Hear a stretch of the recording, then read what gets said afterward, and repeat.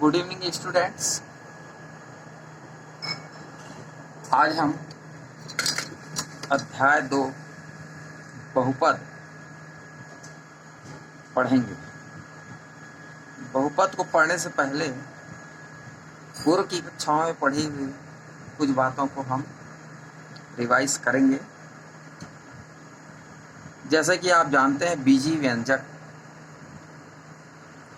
व्यंजक को जोड़ना, घटाना, गुणा करना आप पहले भी जानते हैं। यहाँ पर जैसे 3x धन 2 और 2x धन 5 इसको जोड़ा जा रहा है, तो x है उसे हम चर पद कहते हैं और बिना x वाले को अचर पद कहते हैं। तो चर पद का चर पद के साथ जोड़ेंगे तो 3x धन 2x क्या हो जाएगा 5x। इसी तरह 2 और 5 को जोड़ने से 7 आ गया। तो इस तरह से जोड़ना आपको आता है। बीजी सर्व समीका को भी आप पहले ही जानते हैं। यहाँ पर जैसे दिखाया गया है x धन y का घात 2 बराबर क्या होता है x स्क्वायर धन 2xy धन y स्क्वायर। x ऋण y का घात 2 इसका विस्तार आप कर सकते हैं किस रूप में x स्क्वायर ऋण 2xy धन y स्क्वायर। तो बहुपद पॉलिनोमियल क्या है? यह एक विशेष प्रकार का ऐसा ही व्यंजक है, एक व्यंजक जो विशेष प्रकार का है, जिसे हम देखेंगे कि बहुपद कौन से व्यंजक को कहते हैं। इसके पहले कि बहुपद को समझें, आप चर राशि को अच्छी तरह समझ लीजिए। चर राशि किसे कहते हैं? जिसका मान बदलते रहता है और इसे हम x, y, z आदि एक प्रतीक के रूप में उपयोग करते हैं। अचर राशि में संख्या होती है a 1 2 3 एक संख्या है। ये संख्या अचर राशि के रूप में व्यंजक में उपयोग होते हैं। Small letter a b c को भी हम अचर राशि के रूप में उपयोग करते हैं।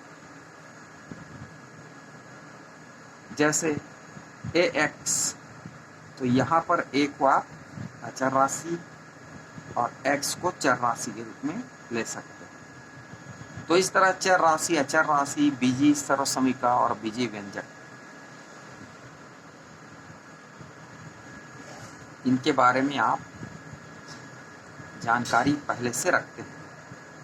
अब बहुपद क्या है, इसे आप इस रूप में समझ सकते हैं। ऐसा बीजी व्यंजक जिसमें चर के घातांक एक पूर्ण संख्या। अब पूर्ण संख्या क्या होती है? पूर्ण संख्या 0 1 2 3 4 अनंत तक होती है, यह आप पहले ही जानते हैं। तो एक ऐसा बीजी व्यंजक हो जिसके घातांक कोई न कोई पूर्ण संख्या हो। अगर पूर्ण संख्या नहीं है तो वह बहुपद नहीं कहलाएगा। इसमें एक पद वाले बहुपद होते हैं। ऐसा बहुपद, ऐसा बीजी व्यंजक जिसमें केवल एक पद हो, जैसे 2x 3x 5y 3z आदि। शून्य बहुपद, शून्य को हम शून्य बहुपद के रूप में जानते हैं। द्विपद बहुपद एक ऐसा व्यंजक जिसमें 2 पद हों, जैसे कि आप देख रहे हैं polynomial x equal to x plus 1। तो बहुपद x बराबर x धन 1, इसमें पहला पद और ये दूसरा पद, 2 पद हैं, यह द्विपद कहलाएगा। r y, y का घात 30 धन 2, तो इसमें भी 2 पद हैं, तो ये भी द्विपद हो गया। t u, तो बहुपद t u के टर्म में, तो इसको क्या कहेंगे? इक्वल टू u के घात 43 प्लस u का पावर 43 प्लस u का पावर 2। यहाँ पर ये दो पद हैं, इसलिए दो, इसको हम द्विपद बहुपद कहेंगे। त्रिपद बहुपद एक ऐसा बीजीय व्यंजक जिसमें 3 पद हों, जैसे कि आप देख रहे हैं इस तरह से px = x + x² + पाई, इसमें 3 पद हैं तो त्रिपद बहुपद कहलाएंगे। qx = √2 + x + x², यहाँ पर भी 3 पद दिख रहे हैं तो इससे हम त्रिपद कहेंगे। बहुपद r = u + u² - 2, u में बहुपद है, एक चर u में बहुपद है तो हम इसे, और चूंकि इसमें 3 पद है इसलिए हम त्रिपद बहुपद कहेंगे। अब बहुपद के घातांक क्या होते हैं?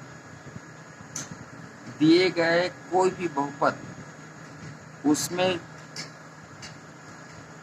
चर संख्या x, y, z के रूप में दिया रहता है, उसके अधिकतम घात जो होती है उसे ही हम बहुपद के घातांक कहते हैं। शून्य बहुपद का घातांक 0 होती है, यदि याद रखिए इसको आप। शून्य बहुपद की घात परिभाषित नहीं है। 1 घात, 2 घात, 3 घात के बहुपद को एक घाती, द्विघाती, त्रिघाती कहलाते हैं। अब बहुपद के गुणांक, कोएफिशिएंट ऑफ पॉलिनोमियल क्या है?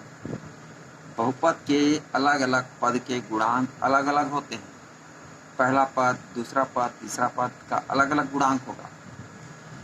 यह एक अचर राशि होती है, कहने का मतलब यह एक संख्या के रूप में होती है।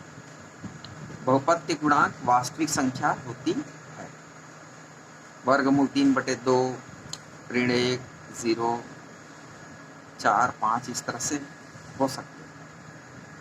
जैसे कि एक बहुपद लेते हैं 3x² - 1/2x - 5, तो पहले पद 3x² का गुणांक 3 कहलाएगा, क्योंकि x² का गुणांक 3 भी से मानते हैं। दूसरे पद का गुणांक 1/2x है तो 1/2 हो जाएगा, इस x का गुणांक भी के रूप में जानते हैं। तीसरे पद का गुणांक 5 हो जाएगा, इससे अचर पद का गुणांक या तीसरे पद का गुणांक के रूप में भी बोल सकते हैं। इस तरह से कुछ महत्वपूर्ण जानकारी आपको दी गई है, इसका उपयोग हम 2.1 को करने में करेंगे।